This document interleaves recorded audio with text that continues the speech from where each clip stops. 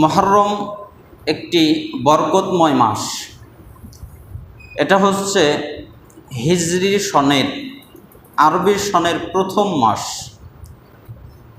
আর এটি আশহরে হুরুম, অর্থাৎ আল্লাহ সুবহানাহু ওয়া তাআলা যেই মাসগুলোকে হারাম বলে উল্লেখ করেছেন তার মধ্যে একটি হচ্ছে মুহররম মাস। আল্লাহ সুবহানাহু ওয়া তাআলা সূরা তাওবা ৩৬ নম্বর আয়াতের মধ্যে বলেছেন, ইন্না ইদ্দাতাশ শুহুরি ইনদাল্লাহি ১২ শাহরান ফি কিতাবিল্লাহ ইয়াওমা খালাকাস সামাওয়াতি ওয়াল আরদা মিনহা আরবাআতুন হুরুম যালিকা দ্বীনুল কাইয়্যিম ফালা তাযলিমু ফীহিন্না আনফুসাকুম। এই আয়াতটা নিয়ে আমি অনেক রাত গবেষণা করেছি, কয়েকদিন। বিশেষ করে আয়াতের একটি অংশ, ফালা তাযলিমু ফীহিন্না আনফুসাকুম। এই আয়াতে আল্লাহ তাআলা কি বলছেন? নিশ্চয়ই মাসসমূহের গণনা আল্লাহর কাছে 12 মাস আল্লাহর কিতাবে। অর্থাৎ আল্লাহ সুবহানাহু ওয়া তাআলা 12টি মাস দিয়েছেন মানব জাতির জন্যে, সেদিন থেকে যেদিন তিনি আসমান এবং জমিন সৃষ্টি করেছেন। আসমান এবং জমিন যখন আল্লাহ সুবহানাহু ওয়া তাআলা সৃষ্টি করেছেন তখন থেকেই এই মানব জাতির জন্যে আল্লাহ তাআলা 12টি মাস নির্ধারণ করেছেন। এর মধ্যে 4টি সম্মানিত, আর এটা হলো প্রতিষ্ঠিত দিন। সুতরাং তোমরা এই মাসসমূহে নিজেদের উপরে কোনো জুলুম করো না। সূরা তাওবা আয়াত ৩৬। যেহেতু এই 4টি মাস হারাম, এই জন্য তোমরা এই 4টি মাসে নিজেদের উপরে জুলুম করো না। এর ব্যাখ্যা আমরা জানব ইনশাল্লাহ।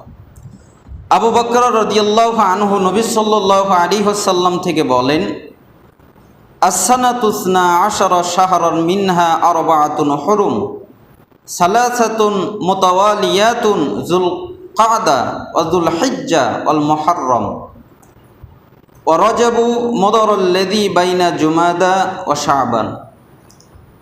বছর হলো 12টি মাসের সমষ্টি, অর্থাৎ 12টি মাস মিলে একটি বছর হয়।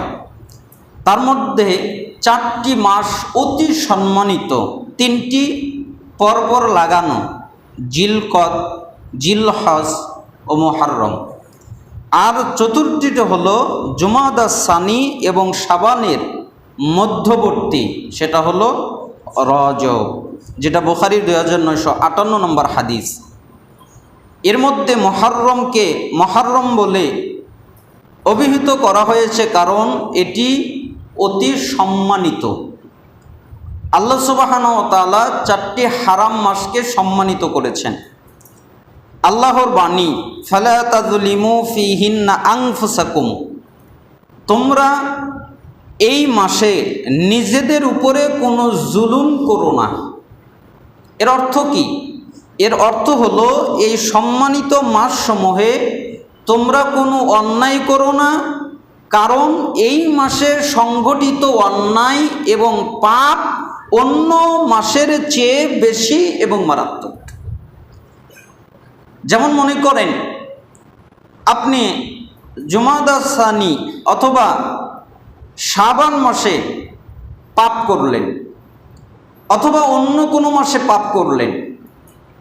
আপনি যতটুকু পাপের কারণে গুনাহ পাবেন, শাস্তি পাবেন, কিন্তু ওই একই পাপ আপনি যদি জিলকদ, জিলহজ, মুহররম, রজব এই মাসগুলোতে করেন, তাহলে ওই একই পাপের কারণে আল্লাহ আপনাকে বেশি গুনাহ দান করবেন আর বেশি শাস্তি দিবেন। এই জন্য এই 4টি মাসকে আল্লাহ সুবহানাহু ওয়া তাআলা মানব জাতিকে সাবধানতার সাথে চলার জন্য আদেশ করেছেন। আব্দুল্লাহ ইবনে আব্বাস রাদিয়াল্লাহু আনহুমা তিনি বলেন, যে আল্লাহ তাআলা বলেছেন ফালা তাজলিমু ফিহিন্না আনফুসাকুম, তোমরা এই মাসে তোমাদের নিজেদের উপরে কোনো জুলুম করো না। এর ব্যাখ্যায় উনি বলেছেন এই 12 মাসের কোনোটিতেই তোমরা অন্যায় অপরাধে জড়িত হইও না। তারপরে এই 4টি মাসকে বিশেষভাবে নির্দিষ্ট করেছেন, সেগুলো মহা সম্মানে সম্মানিত করেছেন। এইসবের মাঝে সংঘটিত অপরাধকে অতি মারাত্মক অপরাধ বলে গণ্য করেছেন, আর তাদের সম্পাদিত নেক আমলকে বেশি সওয়াবযোগ্য বলে সাব্যস্ত করেছেন। তার মানে আপনি যদি গুনাহ করেন বেশি পাপ পাবেন, আপনি যদি নেকির কাজও করেন বেশি নেকি পাবেন এই মাসসমূহে। তার মানে খুব সতর্কতার সাথে থাকতে হবে। আমরা তো মাসের গুরুত্বই দেই না, আমাদের কাছে কোনো গুরুত্বই নেই। কাতাদা রাদিয়াল্লাহু আনহু উনি বলেন যে আল্লাহ তাআলা বলেছেন তোমরা এই মাসে নিজেদের উপরে জুলুম করো না। এর অর্থ হলো, যদিও জুলুম সব সময়ের জন্য বড় অন্যায়, জুলুম কিন্তু বড় অন্যায়, অন্যায় না? অন্যায় যে কোনো সময়ের জন্যে। তবে এই হারাম 4টি মাসে সম্পাদিত জুলুম অন্যান্য সময়ে সম্পাদিত জুলুম এবং অপরাধ এবং পাপের দিক থেকে আরো অনেক বেশি মারাত্মক। আল্লাহ তাআলা নিজ ইচ্ছা মাফিক যাকে ইচ্ছা বড় করতে পারেন, এটা আল্লাহর ইচ্ছা।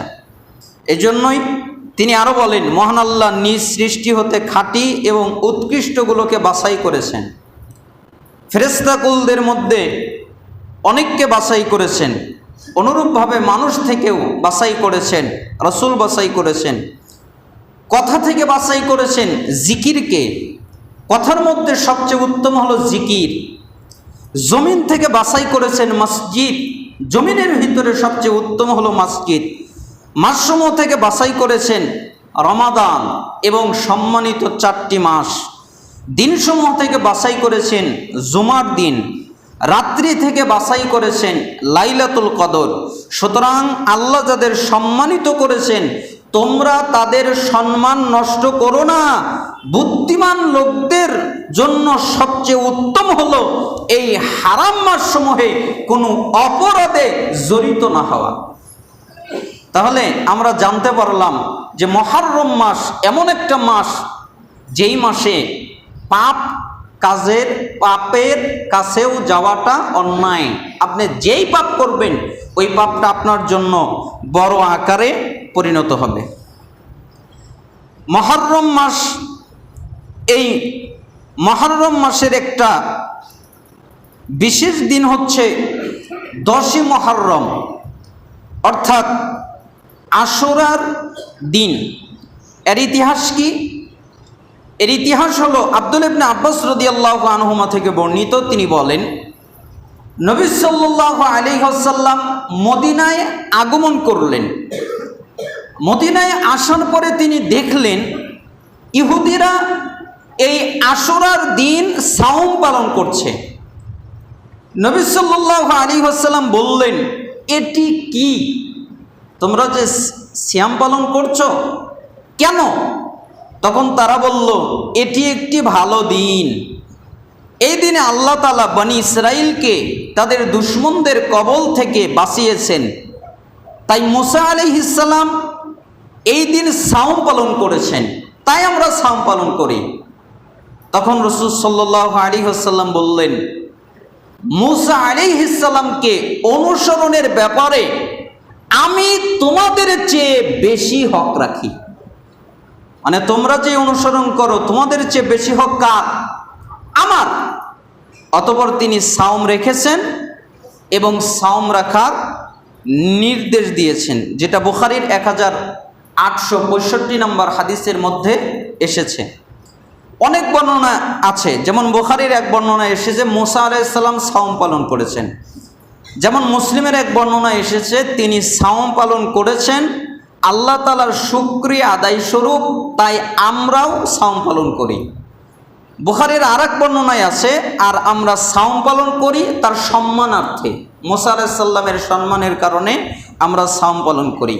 ইমাম আহমদ সামান্য বাড়িয়ে দিয়ে বলেছেন যে তবে সনদটা দুর্বল, তাই আমরা এটা স্কিপ করে নিলাম। সাওম রাখার নির্দেশ দিয়েছেন, তাই আমরা সাওম রাখি, রাসূল সাল্লাল্লাহু আলাইহি সাল্লাম বলেছেন। এমনকি বুখারীর আরেকটাই বর্ণনায় আছে, তিনি তার সাহাবীকে বললেন, মুসা আলাইহিস সালামকে অনুসরণের ক্ষেত্রে তোমরা তাদের চেয়ে অধিক হকদার, সুতরাং তোমরা সাওম পালন করো। তাই আশুরার সাওম পূর্ব হতেই প্রসিদ্ধ ছিল। এমনকি রাসূল সাল্লাল্লাহু আলাইহি ওয়াসাল্লাম নবুয়ত প্রাপ্তির পূর্বে জাহিলি যুগেও আরব সমাজেও তার প্রচলন ছিল। আয়েশা সিদ্দিকা রাদিয়াল্লাহু আনহা তিনি বলেন যে জাহেলি যুগের লোকেরা আশুরাতে সাওম পালন করত, অর্থাৎ 10ই মুহররম। এটা নিয়ে কিন্তু ইতিহাসে অনেক ইখতিলাফ আছে। কোন কোন সালাফরা বলেছেন যে 9 মুহররম আশুরার দিন, আবার কোন কোন সালাফরা বলেছেন 10 মুহররম আশুরার দিন। তবে জমহুর অধিকাংশ বিদ্বান বলেছেন 10 মুহররম আশুরার দিন, এটাই চূড়ান্তভাবে জানা যায়। ইমাম কুরতুবী রাহিমাহুল্লাহ উনি বলেন, কুরাইশরা আশুরার সাওম প্রসঙ্গে সম্ভবত বিগত শরিয়াত যেমন ইব্রাহিম আলাইহিস সালামের উপরে নির্ভর করত। হাদিসে বর্ণিত হয়েছে, রাসূল সাল্লাল্লাহু আলাইহি সাল্লাম মদিনায় হিজরত করার পূর্বেই মক্কাতে আশুরার সাওম পালন করতেন। হিজরতের পর দেখতে পেলেন মদিনার ইহুদিরা এদিক দিনকে উদযাপন করছে। কারণ সম্বন্ধে জিজ্ঞেস করলে তারা উত্তর দিল। তখন নবী সাল্লাল্লাহু আলাইহি সাল্লাম সাহাবীদেরকে, তারা কিভাবে উদযাপন করলো কুরাইশরা এবং কিভাবে উদযাপন করলো ইহুদিরা রাসূল সাল্লাল্লাহু আলাইহি সাল্লামের নবুয়ত পাওয়ার আগে, তারা ওই দিনকে ঈদ হিসেবে উদযাপন করত, আনন্দের দিন হিসেবে উদযাপন করত। তখন নবী সাল্লাল্লাহু আলাইহি সাল্লাম সাহাবীগণকে বললেন, ঈদ উৎসব উদযাপন প্রসঙ্গে ইহুদিদের বিরোধিতা করার নির্দেশ দিলেন সাহাবীদেরকে। আবু মুসা রাদিয়াল্লাহু আনহু বলেন, তিনি বলেন যে কানা ইয়াউমু আশুরা তাউদ্দুহুল ইয়াহুদু ঈদা, আশুরার দিনকে ইহুদিরা ঈদ হিসেবে গ্রহণ করেছিল। মুসলিমের বর্ণনায় এসেছে আশুরার দিনকে ইহুদিরা বড় করে দেখত, সম্মান করত, একে তারা ঈদ হিসেবে গ্রহণ করেছিল। মুসলিমের আরেক বর্ণনায় এসেছে খাইবর অধিবাসীরা ইহুদিরা আশুরার দিনকে ঈদ হিসেবে গ্রহণ করেছিল। তারা এদিন নিজ স্ত্রীদেরকে নিজস্ব অলংকার দিয়ে এবং বিভিন্ন আসবাব, বিভিন্ন কাপড় চোপড় দিয়ে তাদেরকে সাজাতো, ঈদ উদযাপন করত। তাই নবী সাল্লাল্লাহু আলাইহি সাল্লাম বললেন, ফাসুমুহু আনতুম, তাহলে তোমরা সাওম পালন করো। ওরা যেহেতু ঈদ পালন করে সাহাবীরা, তাহলে তোমরা সাওম পালন করো। কেন? আমাদের কাজই হলো ইহুদিদের বিরোধিতা করা। ওরা যে কাজ করবে ওই কাজের বিরোধিতা করাটাই আমাদের কাজ। তাহলে আমরা বুঝতে পারলাম, এমনকি রাসূল সাল্লাল্লাহু আলাইহি সাল্লাম সাহাবীদেরকে এদিনে সাওম পালন করার নির্দেশ দানের আপাত কারণ হচ্ছে ইহুদিদের বিরোধিতা করা। যেদিন তারা ঈদ উদযাপন করে সেদিন আমাদের কাজ হলো ইফতার করা, সাহাবীদের কাজ ইফতার করা, কারণ ঈদের দিনে সাওম রাখা নিষেধ, এই জন্য বিরোধিতা করা। আশুরার সাওমের ফজিলত, রাসূল সাল্লাল্লাহু আলাইহি সাল্লামের সাহাবী আব্দুল ইবনে আব্বাস রাদিয়াল্লাহু আনহুমা থেকে বর্ণিত, তিনি বলেন, মা রাআইতুন নাবিয়্যা সাল্লাল্লাহু আলাইহি ওয়াসাল্লাম ইয়াতাহাররা সিয়ামা ইয়াউমিন ফাদ্দালাহু আলা গায়রিহি ইল্লা হাদাল ইয়াউমা ইয়াউমা আশুরা ওয়া হাদা শাহরা ইয়ানি শাহরা রমাদান। আমি নবী সাল্লাল্লাহু আলাইহি ওয়াসাল্লামকে সাওম রাখার জন্য এত অধিক আগ্রহী হতে দেখিনি যত দেখেছি এই আশুরার দিন এবং এই মাস অর্থাৎ রমজান মাসের সাওমের প্রতি। অর্থাৎ রাসূল সাল্লাল্লাহু আলাইহি সাল্লাম রমাদানের সিয়াম তো ফরজ, কঠিনভাবে তিনি পালন করেছেন, আর বিশেষভাবে গুরুত্ব দিতেন আশুরার সিয়ামকে। রাসূল সাল্লাল্লাহু আলাইহি সাল্লাম আরও বলেন, যেটা আমরা পাবো সহিহ মুসলিমের 1976 নম্বর হাদিসে, যে আমি আশা করি আশুরার দিনের সাওম আল্লাহর কাছে, এটা আমি আশা করি তিনি পূর্ববর্তী 1 বছরের পাপ ক্ষমা করে দিবেন। অর্থাৎ আমরা পূর্বে এক বছরে যেই পাপগুলো করেছি আল্লাহ তাআলা ওই পাপ থেকে আমাদেরকে মাফ করে দিবেন। এখানে একটা মাসালা মনে রাখা দরকার, সেই মাসালাটা হলো যে আল্লাহ তাআলা কোন পাপ ক্ষমা করবেন। আমরা তো কবিরা গুনাহ করি, সগীরা গুনাহ করি, ছোট গুনাহ করি, বড় গুনাহ করি।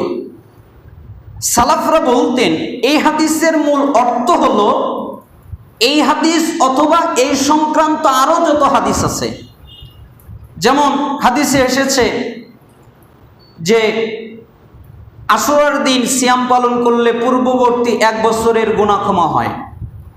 ইমামের পিছনে আমিন বললে তার বিগত দিনের সমস্ত গুনাহ ক্ষমা হয়ে যায়।